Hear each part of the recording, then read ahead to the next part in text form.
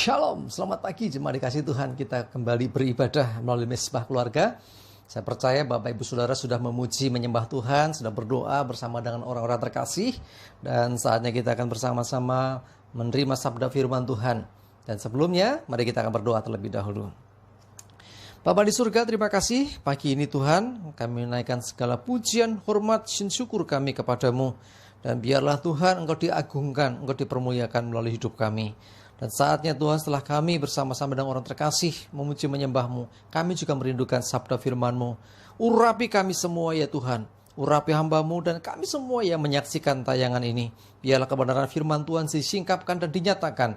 Dan lebih daripada itu Tuhan tolong kami, supaya kami bisa menjadi pelaku firman. Terima kasih di dalam nama Tuhan Yesus. Kami berdoa dan bersyukur. Amin. Mari jemaat dikasih Tuhan kita buka Alkitab kita. Ya, hari ini minggu terakhir ya, bulan Agustus. Firman Tuhan saya ambilkan dari Yohanes 8 ayat 30 sampai 36. Ya, saya akan bacakan. Kebenaran yang memerdekakan. Setelah Yesus mengatakan semuanya itu, banyak orang percaya kepadanya. Maka katanya kepada orang-orang Yahudi yang percaya kepadanya, "Jikalau kamu tetap dalam firman-Ku, kamu benar-benar adalah murid-Ku. Dan kamu akan mengetahui kebenaran, dan kebenaran itu akan memerdekakan kamu." Jawab mereka, "Kami adalah keturunan Abraham, dan tidak pernah menjadi hamba siapapun. Bagaimana engkau dapat berkata, kamu akan merdeka?" Kata Yesus kepada mereka, "Aku berkata kepadamu, sesungguhnya setiap orang yang berbuat dosa adalah hamba dosa. Dan hamba tidak tetap tinggal dalam rumah, tetapi anak tetap tinggal dalam rumah. Jadi apabila anak itu memerdekakan kamu, kamu pun benar-benar merdeka." Jemaat dikasih Tuhan, firman Tuhan menyatakan dengan sangat jelas bahwa kita ini dimerdekakan olehnya. Oleh siapa? Oleh Tuhan Yesus. Satu hal yang tidak mudah untuk kita bisa lakukan, yaitu memerdekakan diri dari belenggu dosa dan maut. Selama beberapa kali ya di minggu-minggu yang lalu kita banyak bicara tentang hal ini. Ya, jadi Tuhan ingin memerdekakan saya dan saudara. Walaupun pada kenyataannya kita sering mendapati bahwa hidup kita ini seperti masih belum benar-benar merdeka. Padahal firman Tuhan berkata, jadi apabila anak itu memerdekakan kamu, kamu pun benar-benar merdeka. Nah, pertanyaannya sekarang, merdeka dari apa? Apakah hanya merdeka dari dosa dan maut, dan artinya nanti kita nggak masuk neraka, kita masuk surga? Ya, itu salah satu ya. Tapi bukan satu-satunya. Tuhan membebaskan kita, memerdekakan kita dari banyak hal. Yang saya sampaikan beberapa hal ini ya. Di antaranya dari kebinasaan kekal, jelas. Ya, ini yang berbicara yang pertama, yaitu apa? Kehidupan setelah kematian nanti. Mau hidup kekal atau mati kekal. Yang berikutnya, kita dimerdekakan dari ketakutan. Banyak orang merasa takut. Firman Allah berkata bahwa ketika ada ketakutan, di situ nggak ada kasih. Jadi kita harus sungguh-sungguh mengerti bahwa Tuhan sudah membebaskan kita, jadi nggak perlu takut lagi, ya, terintimidasi, merasa ketakutan terus, ya. Terus dibebaskan dari kekhawatiran, ya, dari mungkin banyak pergumulan, banyak permasalahan, kondisi dunia saat ini, tidak sedikit orang jadi khawatir. Bebas dari kutuk. Nah ini, ada banyak orang yang terbelenggu dengan ikatan kutuk. Ya, kutuk ini macam-macam saudara, ada kutuk kematian, kutuk mati muda, kutuk sakit penyakit, kutuk kegagalan, macam-macam ya, banyak sekali. Terus dibebaskan dari belenggu dosa.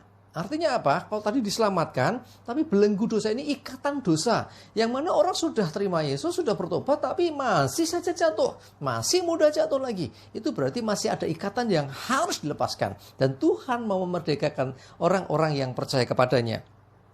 Dibebaskan dari kepahitan dan luka hati. Nah ini, banyak orang ya sebetulnya sudah percaya Tuhan, tetapi kebencian, dendam belum bisa lepas dari hidupnya. Kadang-kadang orang ditanya, kamu mau bebas? Nggak mau.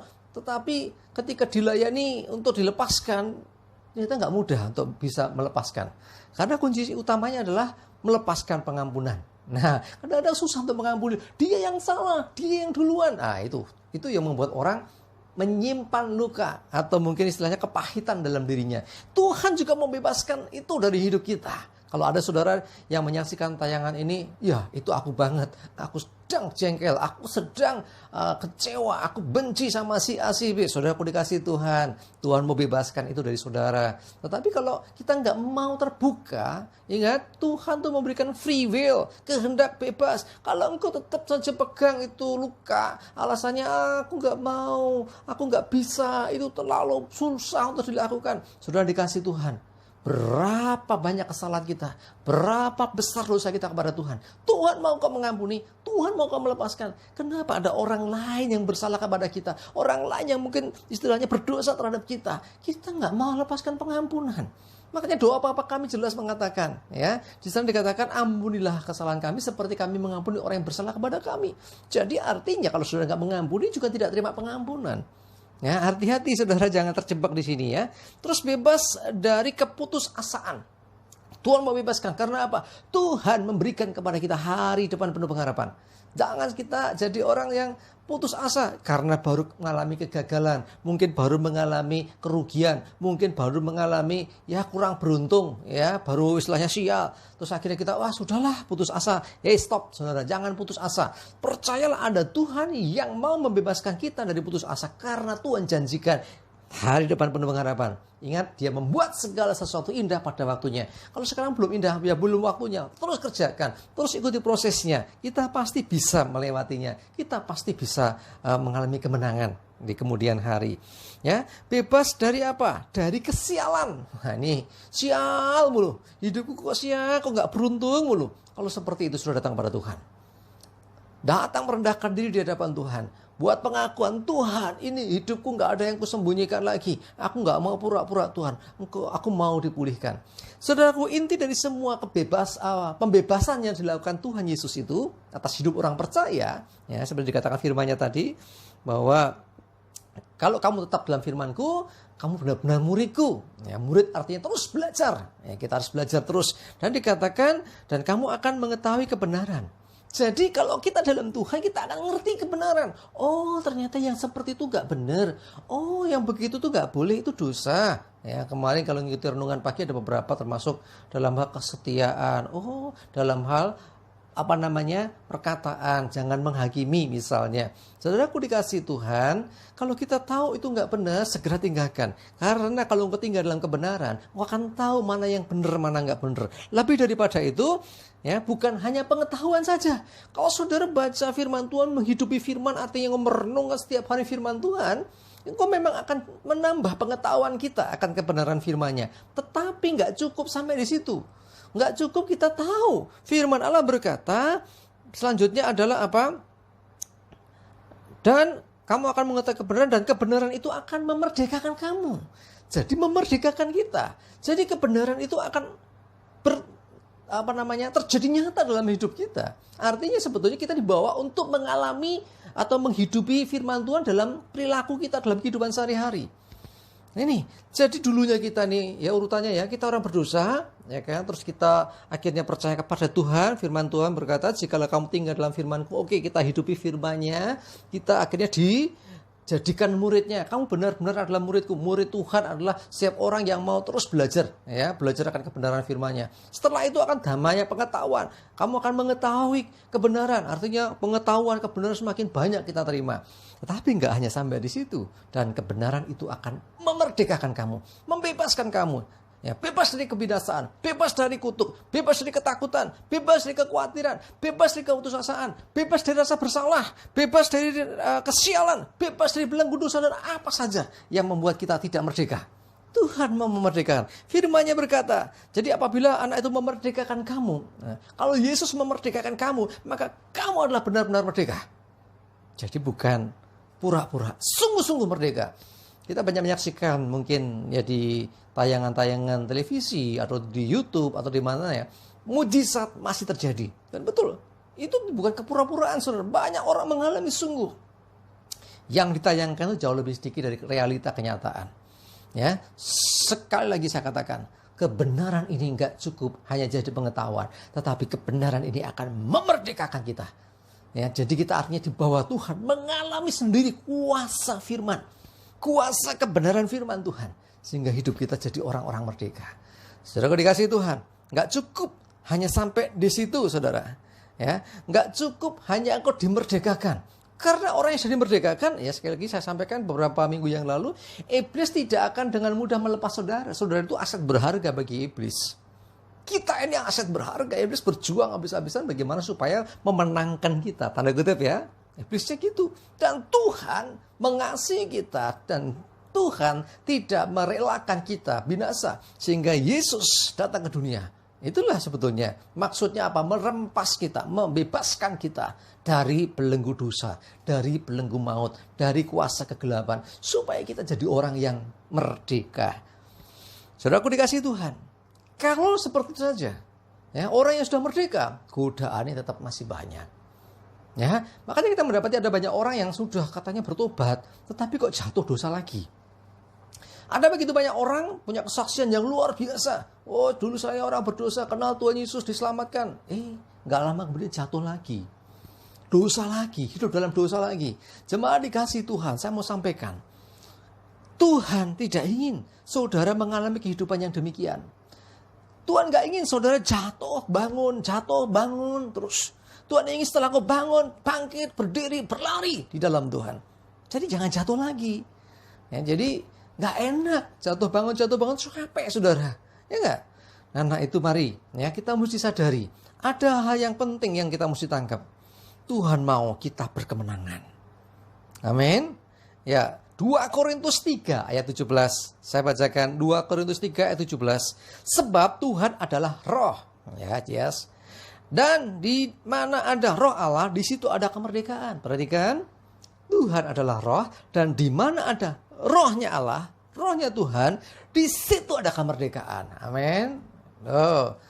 Jadi, kalau saya hubungkan dengan ayat yang tadi dikatakan bahwa kebenaran itu akan memerdekakan kamu. Kebenaran itu kalau sebatas masih pengetahuan saja belum memerdekakan. Jadi supaya kebenaran itu memerdekakan, dibutuhkan roh Allah. Jadi artinya saudara tahu kebenaran firman Tuhan, dan dalam pimpinan, dalam penyertaan dan tuntunan roh Allah, ada kemerdekaan yang sesungguhnya. Ya, jadi di mana ada roh Allah, di situ ada kemerdekaan. Amin. Jadi sesungguhnya kebenaran itu adalah Tuhan sendiri. Ya, ada lagunya kan, Yesus kau kebenaran. Ya, kebenaran ada lagunya gitu kan, pujian Tuhan. Dan juga saya ketahui bahwa roh Allah, roh Tuhan sama sesungguhnya. Jadi intinya adalah bagaimana engkau belajar kebenaran dan dipimpin roh Tuhan, maka engkau mengalami kemerdekaan. Ya, setelah merdeka nggak cukup sampai di situ, saudara. Kalau sampai di situ saja, oke, mengalami kemerdekaan, setelah itu ya nanti bisa jatuh lagi. Ya mudah jatuh lagi kalau kita tidak dalam penyertaan Tuhan. Coba lihat firman Tuhan dalam 1 Korintus 3 ayat 16 dan 17. Saya bacakan ya. Tidak tahukah kamu bahwa kamu adalah bait Allah dan bahwa roh Allah diam di dalam kamu? Jika ada orang yang membinasakan bait Allah, maka Allah akan membinasakan dia. Sebab bait Allah adalah kudus, dan bait Allah itu ialah kamu. Ya, jelas kan? Gak cukup diberi roh Allah menerangi, menuntun orang, akhirnya orang bebas dari belenggu dosa, mengalami kemerdekaan. Tetapi lebih daripada itu, Tuhan sendiri menaruh rohnya dalam hidup kita. Dikatakan, kamu adalah bait roh Allah. Saudara dan saya adalah bait roh Allah. Roh Tuhan tinggal di dalam kita. Nah, ini yang membuat kita senantiasa bisa mengalami kemerdekaan. Karena di mana ada roh Allah, ya, tinggal dalam kita, maka di situ ada kemerdekaan. Ya, ini semakin terang kan? Jadi, roh Tuhan ada atas hidup kita, maka kita akan senantiasa mengalami kemerdekaan. Karena firman-Nya jelas berkata bahwa di mana ada roh Allah, ya, di mana baitnya yaitu hidup kita dipenuhi roh Allah, maka di situ ada kemerdekaan. Hidup kita mengalami kemerdekaan. Jadi kalau sudah percaya Yesus, masih ditanya, kamu besok masuk mana kalau mati? Nggak tahu. Tanda tanya besar. Ya, ada anak-anak saya yang beberapa waktu lagi akan mengikuti baptisan air. Beberapa kali saya tanya, bagaimana? Kalau hari ini dipanggil Tuhan kemana? Awalnya bingung. Nah, nggak tahu mau kemana. Jangan bingung-bingung, ntar gentayangan. Orang-orang percaya, ya, ketika mati di dalam Tuhan, jelas kemana kita? Kita akan bersama-sama dengan Tuhan Yesus di surga. Karena Tuhan sudah sediakan tempat buat kita, kan? Ya, jadi pastikan Roh Allah itu tinggal di dalam bait-Nya, yaitu hidup kita. Ya, zaman perjanjian lama nggak gitu, saudara. Perjanjian lama tidak semua orang bisa mengalami kepenuhan Roh Allah, dan Roh Allah tidak tinggal di dalam orang itu. Ada kalanya Roh Allah bisa meninggalkan orang itu. Ya, tetapi di dalam perjanjian baru, kalau engkau membuka diri dipenuhi Roh Allah tinggal dalam hidup kita. Semua orang, siapa saja. Ya, tidak dipilih. Zaman dulu mungkin cuma nabi, imam, ya, raja. Tapi di dalam perjanjian baru firman-Nya berkata, aku akan mencurahkan Rohku ke atas semua manusia. Semua orang, dari anak-anak sampai orang tua, laki-laki, perempuan, semuanya. Enggak hanya hamba Tuhan, jemaat juga bisa, bahkan harus dipenuhi Roh Kudus. Ya, di dalam pimpinan Roh-Nya ini kita akan mengalami kemenangan-kemenangan. Hati-hati, saudara. Walaupun sudah dipenuhi dengan Roh Kudus tinggal di dalam bait-Nya, yaitu hidup kita, bukan berarti nggak ada ancaman dari iblis. Iblis akan berjalan seperti singa, mengaum-ngaum sekeliling kita, mencari orang yang dapat ditelannya. Firman jelas mengatakan itu. Kalau kita nggak hati-hati, kita buka celah, itu makanya dia akan serang. Dia akan masuk menyerang hidup kita. Saya sangat terkesan dengan statement dari seorang hamba Tuhan yang mengatakan, kalau orang di dalam Tuhan sungguh-sungguh, penuh Roh Kudus lagi, disantet tidak kena. Luar biasa loh, betul. Ya, mau diserang kayak apa tidak kena. Saya ada kesaksian teman yang diserang oleh seorang, katakanlah dukun gitu ya, sampai meledak di atap rumahnya, sampai dia telepon saya sore-sore. Ini apa Pak? No, jangan takut, Tuhan menyertai. Dan betul, saudara, nggak kena ke orangnya, cuma atapnya sempat terbakar. Meledak gitu maksudnya. Ya, saya pernah saksikan ini. Ya, jemaat dikasih Tuhan, kalau sungguh-sungguh dalam Tuhan, tidak terbuka celah dalam hidup. Celah itu bisa apa saja, macam-macam.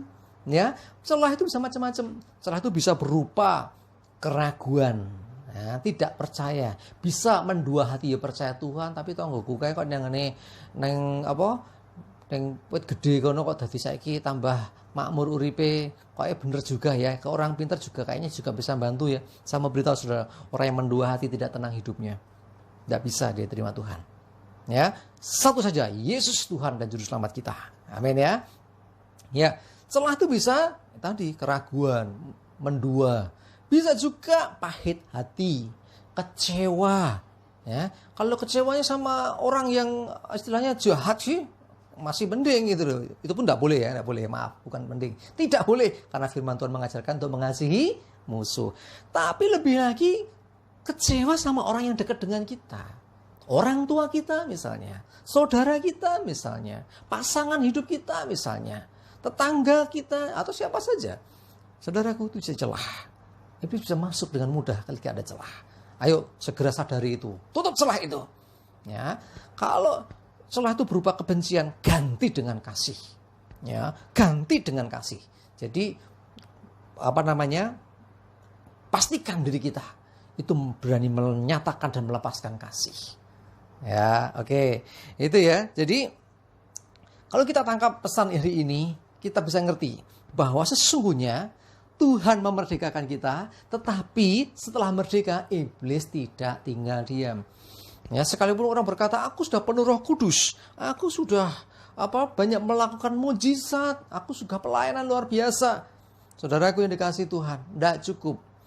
Orang yang merasa bahwa sudah ada Roh Kudus menyertainya, dia mengerti kebenaran, tetapi kalau dia tidak melakukan kebenaran itu, maka sesungguhnya itu kemunduran. Hati-hati, ya, tidak sedikit orang tahu tetapi tidak melakukan. Ya, kita nggak bisa demikian. Saudara tahu, saudara melakukan, karena Roh Kudus pasti akan tuntun. Ada juga gini, orangnya kelihatannya di luar baik, ya, tetapi kita nggak tahu dalamnya seperti apa. Ada Roh Kudus. Ingat, Roh Kudus itu tinggal di dalam bait-Nya, yaitu kita. Ayatnya tadi dikatakan apa? Sebab bait Allah adalah kudus, dan bait Allah itu ialah kamu. Jadi ini harus kudus. Kalau kita nggak kudus, artinya kita masih punya banyak celah dalam diri kita. Ya, isinya hati kita mungkin masih ada luka hati, kepahitan, kecewa, benci, apalagi ya. Nah, pokok macam-macam ya. Akhirnya kemudian apa? Apakah Roh Kudus bisa berkuasa di sini? Tidak bisa, saudara. Ini harus kudus, harus dimurnikan di hadapan Tuhan. Karena itu kita merendahkan diri. Tuhan ampuni aku, bersihkan hatiku. Kalau ada celah dosa, Tuhan bersihkan semuanya. Saudara berdoa, minta sungguh-sungguh supaya Tuhan bersihkan hati kita masing-masing. Ya, jangan sampai ya kita merasa baik-baik saja, tapi hanya perasaan kita. Mengujinya mudah sekali. Ya, mengujinya mudah. Apa yang keluar dari mulut, meluap dari hati. Menguji yang lain apa? Apa yang dilakukan, itu juga dasarnya dari sini. Jadi artinya ucapan kita, tindakan kita, itu ini loh sumbernya. Hati kita. Orang kalau hatinya penuh kasih, ya dia nggak akan susah untuk berbuat kasih. Suka menolong orang, bantuin orang, ya, dengerin curhatnya orang, mendoakan orang. Tapi kalau di sini isinya pahit, racun, ya, segala macam lah apa itu. Ya keluar pasti juga racun. Ada orang yang dia nggak suka, diunek-unek, kayak mesti dipisu-pisuin, perlu ya. Kebun binatang ora cukup, hutan rimba. Kebun binatang sekarang nggak banyak binatangnya. Hutan rimba keluar semua binatangnya. Kalau cuman ngomong binatangnya keluar sih nggak apa-apa, tapi keluarnya itu dengan penekanan. Orang Jawa Timur ngomong jangkrik itu kan dianggap kata-kata yang nggak enak. Tetapi kalau kita ngomong jangkrik, ya jangkrik biasa itu nggak apa-apa. Tapi kalau orang marah, wah itu salah. Masuk segawon itu juga ya. Orang Jawa, orang daerah lain biasa. Orang Sulawesi ngomong segawon itu biasa. Segawon tau nggak? Anjing. Asu, rada-rada ngerti deh. Ngomong itu ya kalau ngomong yo ini asu dengar pomaku jegok terus ya biasa. Tapi kita ngomongin orang lewat ya karena kita jengkel depan kita ngomong dasar. Nah, itu tidak boleh, saudara. Itu pasti meluap dari sini ya, kelihatan. Orang yang marah-marah, orang yang nggak bisa ngampuni, orang yang terus menyimpan kebencian, itu terlihat, saudara. Terlihat dari ekspresinya, terlihat dari apa yang diucapkan, terlihat dari apa yang dilakukan. Ayo, pastikan ada Roh Kudus tinggal dalam diri kita. Kalau hati kita penuh dengan hal-hal kayak gitu, Roh Kudus nggak bisa tinggal. Ya, kita mendukakan Roh Kudus. Dia sedih. Kenapa ini orang? Ya, di mana aku tinggal? Ini gambarannya. Roh Kudus akan berkata, kenapa ya? Aku mau pimpin dia kok dia nggak mau. Ya, orang yang mengikuti petunjuknya si dosa, si iblis, ya misalnya marah, terus misalnya bicara tentang mungkin memaki-maki, mungkin sambil merusak atau apalah itu. Nah itu berarti bukan Roh Kudus yang diikuti. Roh Kudus selalu membimbing kepada kebenaran. Roh Kudus akan membawa kita mengalami kedamaian. Yuk, cuma dikasih Tuhan. Saya mengajak kita semua, pastikan kita terbebas dari segala sampah dosa itu. Kita murid-murid Tuhan.